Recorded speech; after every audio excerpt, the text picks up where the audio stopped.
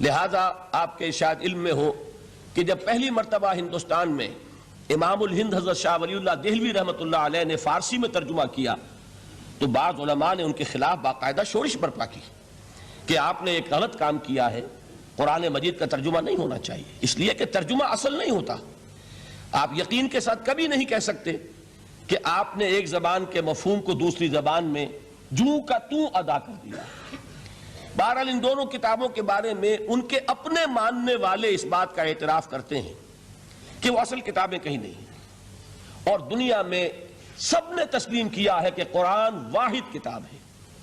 یعنی وہ یہ نہ مانے کہ یہ اللہ کا کلام ہے، لیکن یہ تسلیم کرتے ہیں یہ وہی کتاب ہے جو محمد نے صلی اللہ علیہ وسلم اپنی امت کو عطا کی، یعنی اصل میں تو یہ حضور کو ملی اللہ سے، اللہ نے دی امت کو، لیکن یہ کہ وہ پہلی بات کو مان لے تب تو وہ مومن ہو جائیں گے۔ میں نے اسی لیے کہا تھا کہ غیر مسلموں کی گواہی میں پیش کروں گا سب سے پہلے، اور یہ اس کی فہرست مجھے دینے کی ضرورت نہیں ہے، یہ بات میں پورے اطمینان کے ساتھ کہہ رہا ہوں کہ بے شمار مستشرقین نے اس بات کو تسلیم کیا ہے کہ یہ ماننا پڑتا ہے کہ اس کا ٹیکسٹ جو ہے پریزروڈ ہے، یہ محفوظ ہے، اس کی انٹیگریٹی، آتھینٹسٹی، اس کے بارے میں کسی شک و شبے کی گنجائش نہیں، یہاں تک کہ اس کی قراءت میں اگر کہیں کوئی فرق ہے وہ فرق بھی محفوظ رکھا گیا ہے۔ یہ 7 قراءت اور 10 قراءت کے جو قاری جو آپ کو ملتے ہیں یہ ایک فن ہے اپنی جگہ پر، کہ ذرا سا اس کی موڈ آف ریسیٹیشن کے اندر بھی اگر کوئی فرق ہے تو وہ فرق بھی محفوظ ہے، یہ نہیں ہے کہ جو شخص جس طرح چاہے پڑھ لے، بلکہ یہ کہ اس کا ایک ایک شوشہ محفوظ، اس کو پھر یہ کہ سب سے بڑی بات یہ کہ اس کی حفاظت کا ذریعہ لوگوں کا حفظ، ان کے سینوں میں اس کا جمع ہو جانا۔ خود نبی اکرم صلی اللہ علیہ وسلم سے اللہ تعالیٰ نے فرمایا تھا کہ لا تحرک بہ لسانک لتعجل بہ ان علینا جمعہ وقرآنہ فاذا قرأناہ فاتبع قرآنہ ثم ان علینا بیانہ۔ اے نبی آپ اپنے اوپر مشقت نہ لیجئے، اس کتاب کو یاد کرنے کے لیے اپنی زبان کو تیزی سے حرکت مت دیجئے، ہمارے ذمے ہے اسے آپ کے سینے میں محفوظ کر دینا، پھر جب ہم تمہیں پڑھوائیں تو اسی ترتیب سے پڑھنا۔ تو یہ قرآن مجید کا جمع کیا جانا یہ ہمیں معلوم ہے کہ یہ 22 برس کے عرصے میں نازل ہوا، نجمن نجمن، تھوڑا تھوڑا کر کے، لیکن اس کو جمع کرنے کا کام بھی خود اللہ نے اپنے ذمہ لیا تھا۔ ان علینا جمعہ وقرآنہ، یہ بات آ گئی ہے تو میں عرض کر دوں ہمارے ذہنوں میں ایک مغالطہ ہے، اور اس مغالطے کی وجہ سے دشمنوں کو فائدہ پہنچتا ہے۔ ہمارے ہاں عام طور پر چونکہ قافیہ ملانے کی کوشش ہوتی ہے تو جمعہ کے خطبات میں حضرت عثمان رضی اللہ تعالیٰ عنہ کے نام کے ساتھ کہہ دیا جاتا ہے جامع آیات القرآن۔ اب اس سے کہنے کا موقع ملے گا کسی کو کہ حضرت عثمان نے آیات قرآنی کو جمع کیا، یہ بہت بڑا مغالطہ ہے۔ اصل میں حضرت عثمان رضی اللہ تعالیٰ عنہ نے ایک نسخے پر جمع کیا ہے، کتابت شدہ کتاب کی شکل میں نسخہ جو ہے اس کو فراہم کرنے والے حضرت عثمان ہیں،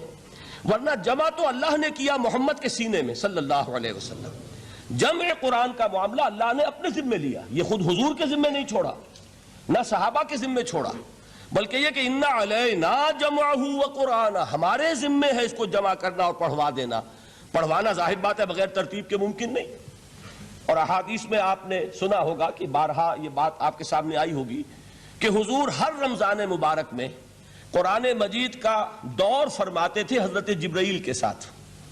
اور آخری رمضان مبارک جو تھا آپ کی حیات دنیاوی کا، اس میں 2 مرتبہ پورے قرآن کا دور کیا ہے آپ نے حضرت جبرائیل کے ساتھ۔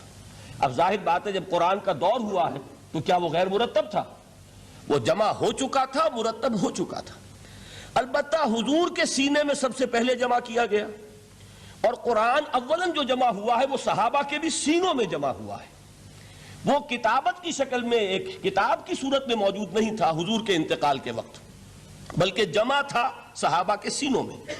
اور صحابہ کے پاس کتابت شدہ کچھ اوراق تھے،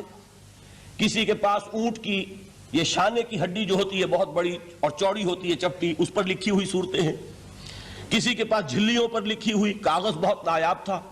لیکن یہ کہ کتابت کی شکل میں پھر اس کو جمع کروایا حضرت ابوبکر صدیق نے رضی اللہ تعالی عنہ، اس لیے کہ جنگ یمامہ میں بہت سے حفاظ شہید ہو گئے، تو تشویش پیدا ہوئی کہ اگر حفاظ شہید ہو گئے تو قرآن مجید کی حفاظت کیسے ہوگی؟ تب حضرت ابوبکر نے صحابہ کے مشورے سے وہ بورڈ مقرر کیا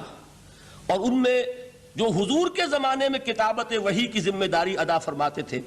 انہی کو اس میں جمع کیا، اور انہوں نے پھر اس کو کتابی شکل میں جمع کر دیا۔ تو کتابی شکل میں بھی جمع کیا جانا یہ بھی حضرت ابوبکر کے زمانے میں ہو چکا ہے۔